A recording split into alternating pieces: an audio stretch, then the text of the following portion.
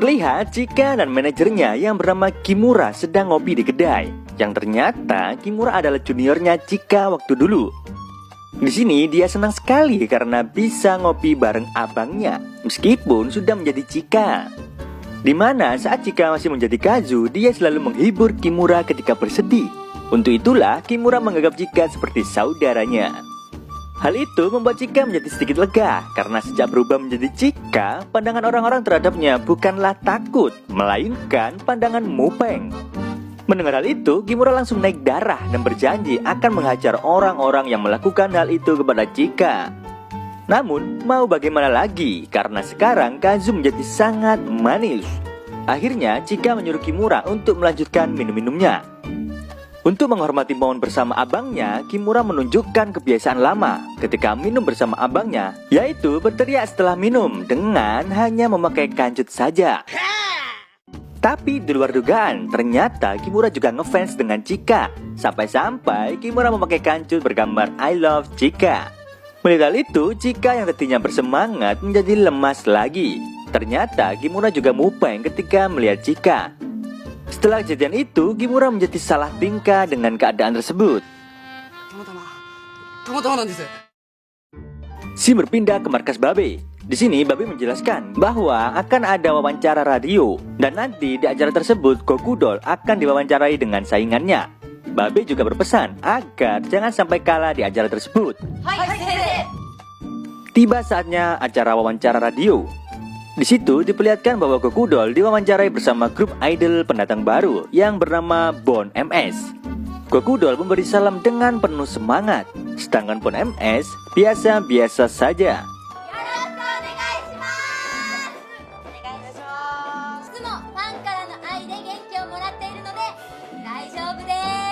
Ketika ditanya tentang kesibukan idol, Gokudol menjawab dengan alasan yang biasanya dilakukan idol tahun 80-an.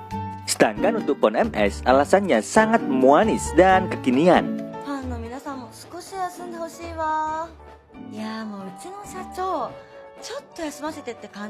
Ketika ditanya makanan favorit, jawaban Gokudol jauh dari kesan imut. Sedangkan Bon MS lagi-lagi sangat menunjukkan keimutan seorang idol. Dan ketika tentang hal yang membuat cemas seorang idol, Mary menjawab dengan hal-hal baru yang terjadi di balik kancut manis yang dipakainya. Mendengar hal itu, Mary malah terlihat sangat jorok.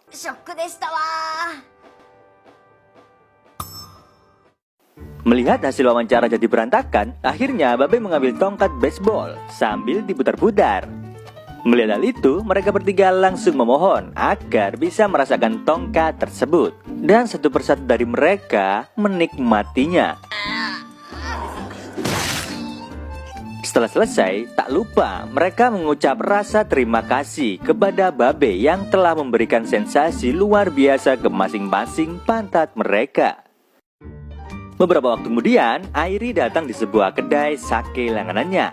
Dia dengan sangat hati-hati mendudukkan pantatnya di kursi depan bartender. Mungkin karena masih terasa sakit akibat tongkat baseball. Lalu Airi memesan menu favoritnya. Ternyata sang pemilik kedai jadi teringat dengan menu yang dipesan Airi. Katanya dulu ada seorang bos geng muda yang selalu pesan menu itu. Tapi sudah setahun lamanya tak pernah mampir lagi ke kedainya. Pemilik mendengar rumor kalau pemuda itu pernah membuat kesalahan besar di gengnya. Mungkin karena itu dia tak pernah lagi datang ke kedainya. Karena penasaran tentang pendapat kehidupannya, Airi menanyakan tentang dirinya dulu ke pemilik kedai. Pemilik kedai akhirnya menceritakan tentang kepribadian Kentaro. Meski sebenarnya pemilik kedai tidak suka dengan geng, tapi dia sedikit menyukai pribadi Kentaro yang dulu. Karena setiap Kentaro habis memukuli orang, dia pasti mampir ke kedai untuk minum sake sampai teler, sambil menyesali perbuatannya. Mendengar cerita itu, Airi senyum-senyum sendiri. Dia merasa senang, ternyata ada juga orang yang memperhatikannya. Di sini pemilik kedai ternyata punya keinginan untuk minum bareng Kentaro.